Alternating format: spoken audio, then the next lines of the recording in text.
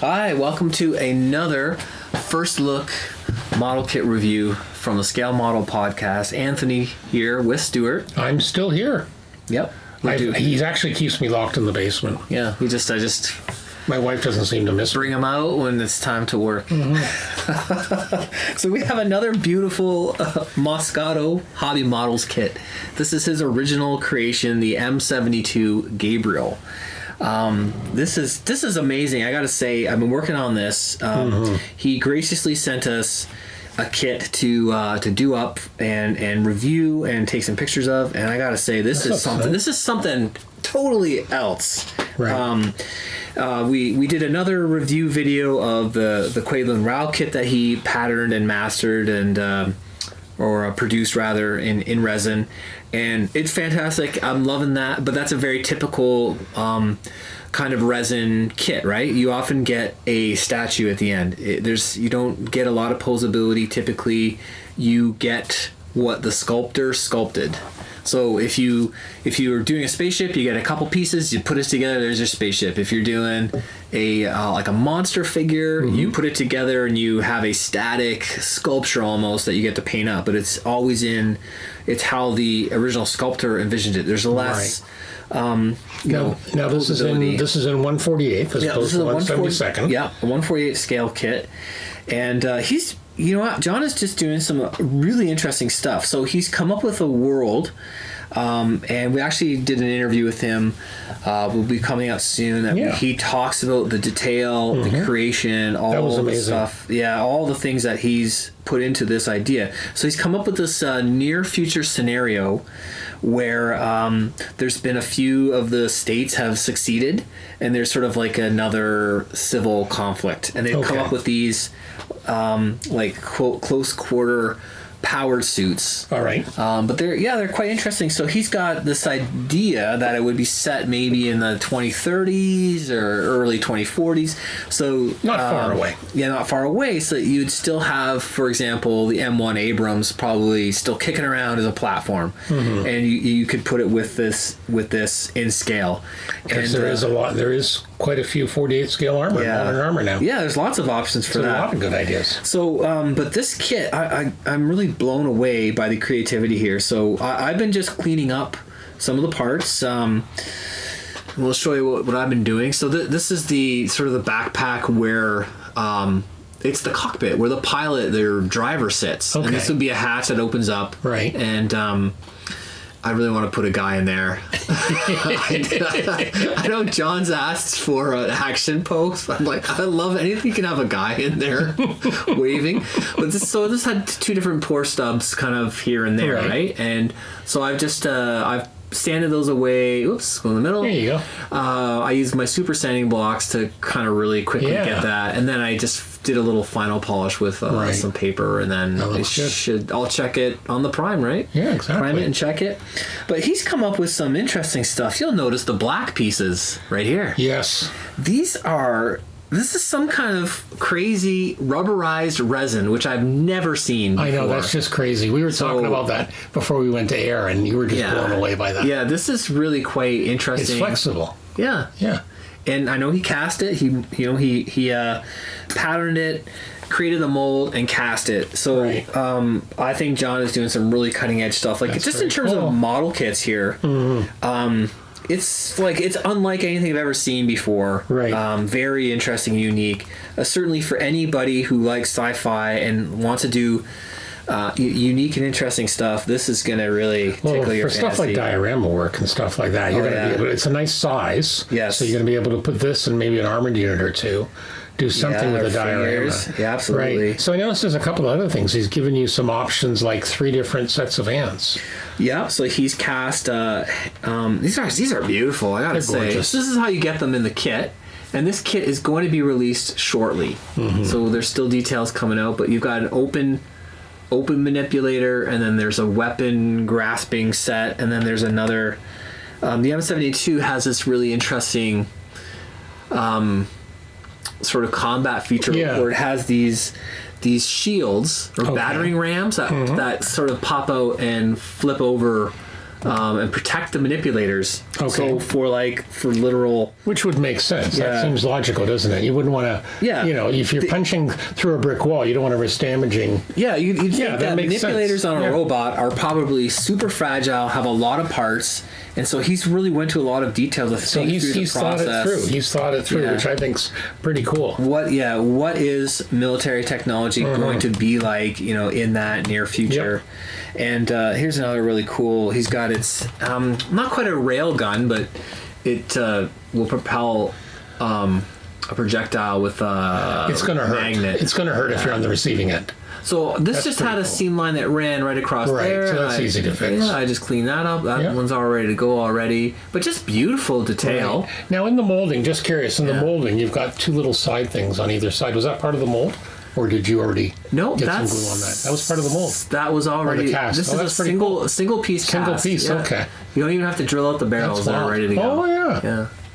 Very cool. So these are very crisp. These are really nice castings. The type of work. So if you get this kit, I would say this is definitely a little bit more advanced. There's a lot of pieces and they're smaller, right? So very much. I'm looking at some of these little smaller rubberized. And they need a lot of cleanup. Right. Like that's versus building a polystyrene kit. You take you nip or saw or whatever, get the pieces off the sprue and you tie that seam up.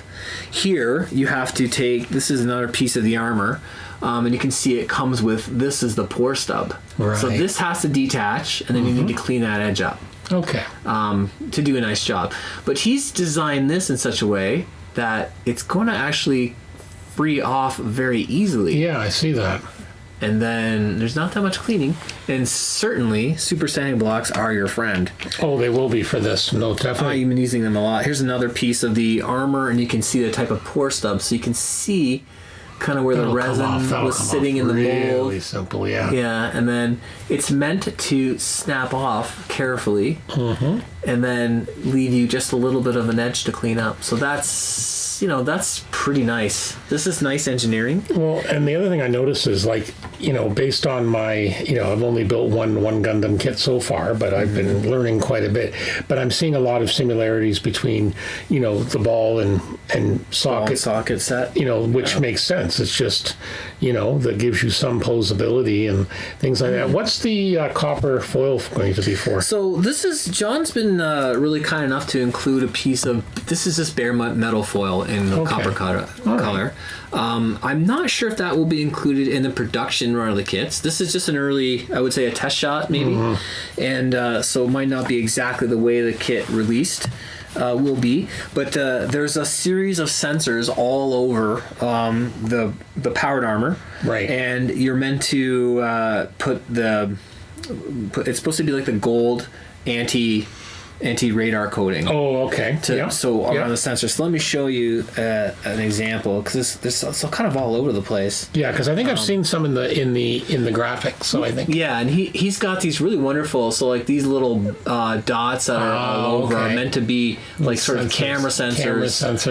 And you're supposed to cover them. Very cool. So he's done a really neat job of kind of realizing the world, and he's made a lot of interesting sort of images and stats and specs. Well, it's going to be interesting to see what he comes out next based on how well this does, and I think it's more ideas. It's very cool. I love this sort of concept. I love what ifs. Yeah, he wants to extend this world, I think, but just check this out. This is just quite fascinating. So again, John is just awesome at coming up with the whole package. So he's done a very detailed instruction sheet for putting this together. Right. So it's not going to be, you're not on your own here. He's got all the steps put out.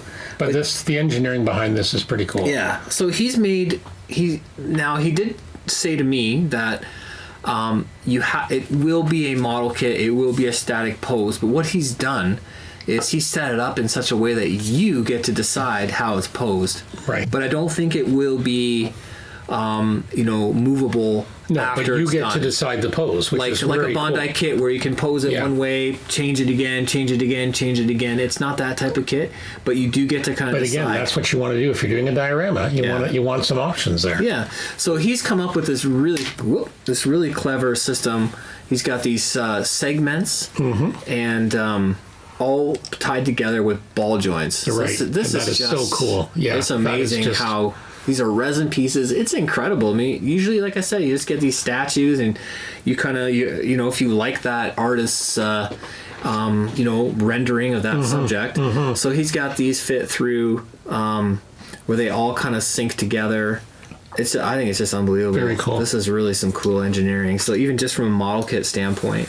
Yeah. Whoops. Well, that's what. Yeah, that it blows me away from that standpoint as well. Yeah, like I've never seen anything like this. We've looked at transformable Valkyries before, and they have like hinges and that kind of thing. And so this piece here, you're gonna glue this bottom plate without gluing the ball and socket into the hip center like this, and then you're gonna still have that motion. You still have that some options there. Yeah. So he did recommend that you are gonna glue this. Yeah. You decide on your pose, pin it, and glue it the way you want. But it's really fascinating. You get the option. Yeah, you're gonna have the option.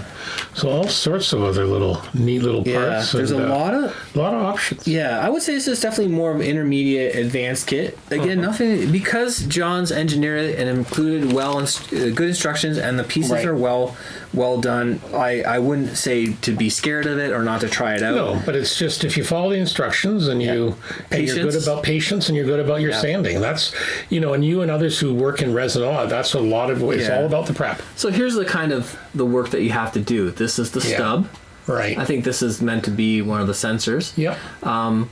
And you just have to clean that off very carefully. So you're going to be using your files, your super sanding blocks, any kind of flexi file type tool. I use my razor saw, and I have a really cool dentist chisel. Oh, right. Yeah. That I've sharpened that I love for getting stuff off. I have one that Trumpeter made. It's a set of two or three chisels, and what they're mainly designed for is getting into tight areas. But those are perfect. It's exactly the same thing. For building these kind of kits, those are really good. Yep. And then here's another really neat. It's the two parts that kind of form the head. Right. So all I did was clean up a little bit. You can see there when I put it in the middle. You can see where I sanded it a little bit flush. There was a stub there. He's hidden them on the parts I get glued together. Really nice. Yeah. And then you have there you got a nice looking head. Part of the head, and there's going to be more pieces, I think, and some sensors and stuff there. Yeah, that's going to be good. And it's also going to be set up with a ball joint. Cool. So this is quite fascinating. And he's also generous enough to send me additional stuff. So we're going to unwrap it now? Yes, you get a little bit of an unboxing. A little bit of an unboxing. Because I have been working on this kit and getting it together. Well, what do we have in here? Goodies. Looks like decals. Oh, yeah. Yeah, they're out of screen. There you go. Let's take them out so there's no glare. Yeah. So some decals for the various factions in this world. So that looks pretty cool. Oh, those are very nice. Yeah. Very, very nice. Yeah. Very cool. Oh, yeah, some warning labels. Warning decals, some insignias. Very cool. And then, so we'll set those over here. Yep.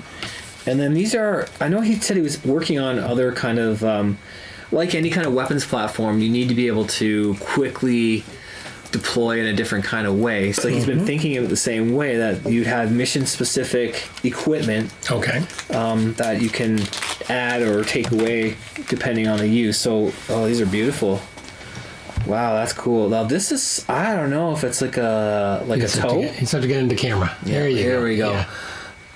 I think that's a toe rocket that is mounted on the forearm. Right. And, for, again, a different attack roll. Right. And he meant that I know he's talking about kind of as a breakthrough weapon that you could have on the field, kind of like a head of armor.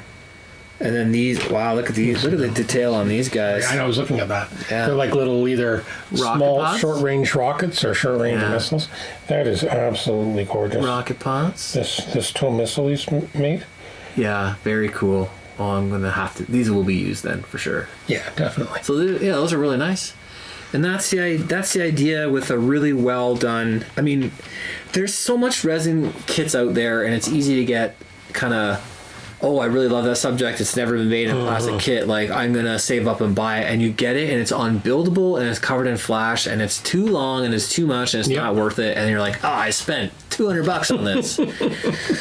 So, when you have these kind of kits, it makes it a pleasure to build. That's the difference, and that's where it's worth paying you a little bit of extra money for. You get the quality. You're paying the money because it's a well-done kit. You'll be able to finish it. It's going to look awesome. And then this other stuff that he's doing is just out of this world. I got to say, it's really... Here's another example. So here's the type of cleanup. So you can see here a little bit of flash, right? Which is like this stuff here. Right. But usually on a well-cast kit, you just rub your fingernail on it. It'll practically come off, and it should come right off. And then, so he's, you obviously have to cut it from this piece of, sprue essentially, right? It's resin sprue. And then any kind of cleanup you have to do. But those are nice looking parts. Now, how would you compare this resin for this one and the Quincy kit that we reviewed in another video? These are both newer kits from him with a previous kit. How old's that booster pack? Because it looked like like a lighter resin. Would you say the resin's different, or is it the same, or? I don't know, like if he's changed brands. No, I'm just wondering, like, does it feel different? Like, how in plastic you have softer plastic? Oh, yeah. The formulas change company to company. Right. I don't know what brand. I know there's a few brands of resin out there, like Smooth On is a really big one that makes a quality resin. But, like, in terms of the feel, it feels the same. Like, for example, in injected molded, we know we've had some cases where, like, Airfix and some softer plastic versus, and just from my limited, when I had this one, and then you were showing me the booster pack from a few years ago. So very similar, a good hard. Yeah. So Stuart's referring to John Moscato's the VF1 atmospheric booster kit, which I believe is his first resin kit sort of creation. And I think I might have one of the first pressings of that. Yeah, you were saying that. And so I don't know. I mean, I know. I'm putting on the spot here. I just thought of that question. When it comes down to resin, if it hasn't been done right, it's a nightmare. But like I'm looking at the quality and detail, and they're excellent across all three kits. Certainly, his stuff is just amazing. John's fingerprint is on all of them, like his styling, very and high quality, his cleanliness. And, because I've seen some that like I have. I think it's from Black Sun Models. It was a Viper, and it was definitely a little bit rougher. It was a smaller scale. It still looks good. So I do have a resin kit. I just haven't finished it. It's all about who crafts the master. Right. And you get a kit sometimes, and there's no symmetry. There's panel lines that are like they're just so large and out of scale. They're not. What do you do with that? You're gonna fill it all in and rescribe it. Like it's still a good kit, but I see the difference. Here just in the cast, and that's what this looks like. It should look right. Even though I'm not like I don't know the subject. It's a new subject. Right. But it looks crisp. It looks. Yeah. It doesn't look like somebody's half baked idea. It looks like a fully realized. Someone's taken it to like. Yeah. You're almost at a thing, unless you looked at it in detail, you could almost, this has some of the quality that you might find in an injected molded kit. Obviously, there's spore stubs and things like that. I would say this has more quality. Yeah, I know, from a distance, though, exactly. Yeah. Which really, there seems to be a lot of misinformation. I know I've learned a lot, just in the last couple of months about resin kits. Well, I think when you have a guy like John Moscato or Brett Trainer at Return to Kit Farm, who's actually distributing some of John's other kits, and he's been casting them, and they're taking that care, and they're they're fans. They're fans of the IP. Yeah, they're fans of the. They're model builders, and they're really taking the care and the craftsmanship. Then it's a really high quality product. And I think everyone's a fan. Yep. You wouldn't be messing around with bizarre Star Trek ships or something like that. But it comes down to the knowledge and expertise. Right. And these guys have it. So it's going to be a very good model building experience.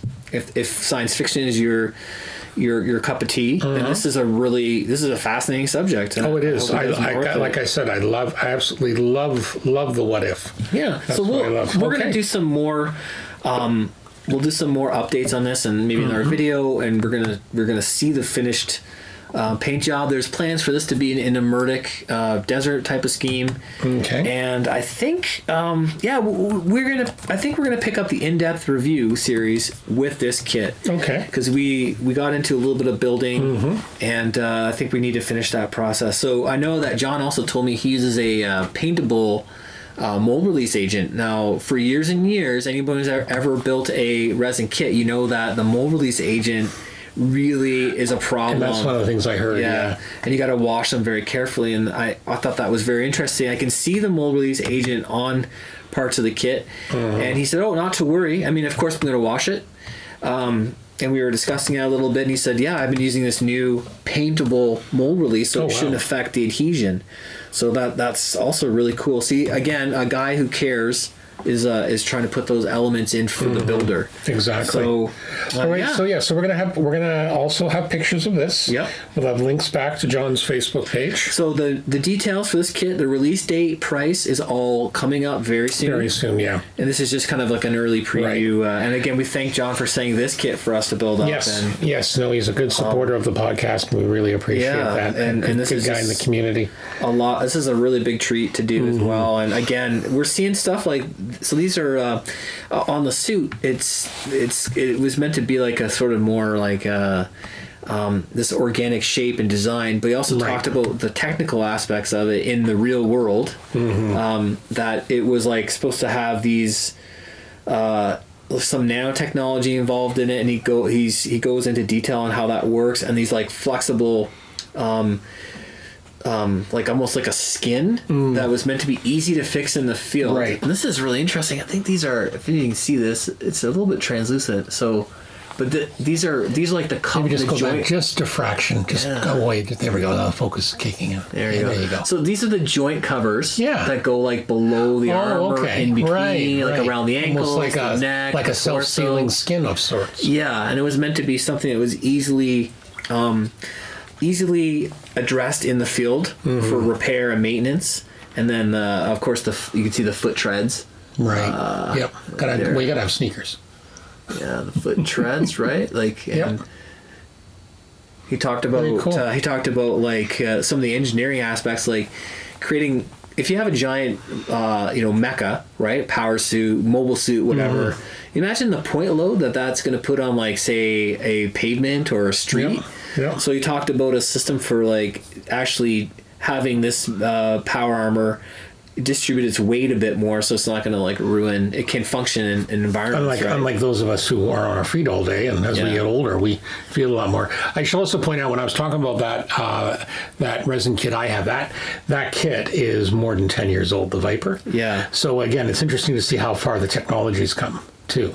This is really cutting edge. This is state of the art. John's atmospheric booster, I think, was from about 20 years ago. Yeah, and it still looked good. Like, I'm just, it's interesting when you see. Yeah, it's going to be fun. Yeah, I mean, and that case in point, the atmospheric booster, you build it up and that's it. There's nothing moves. There's no. It's just it's essentially a static model, but I mean, it's okay. We build static models, right? Most people are used to that, but even with an armor kit, you get to pose the turret and stuff like that. But this has a lot of, this thing has a lot of parts, a lot more parts. A lot of mobility and posability built into it, so you kind of get to do what you want with it, which is really great. And I haven't got too far into. I've been cleaning up some parts. I haven't got too far into joining it up and using the ball joints, but it should be quite interesting. That there's going to be, you do have to kind of like set it. Yeah. And, well, and again, we're gonna remind you as you're building to take some photos. Sure. And we'll do some works in progress and stuff like that. Yeah. Okay. So another fantastic model kit release here from Moscato Hobby Models. All right. And as I said, we'll post a link on the Facebook page and also on our website. You can also subscribe to any postings we have on our website, right from the website. So anytime we either post a podcast, a new episode, or just a video review or a work in progress or interesting things Anthony and I come across, you can get an email letting you know. So awesome. That's it. All right. Perfect. So that's it for this time. Yeah. Thanks a lot, John.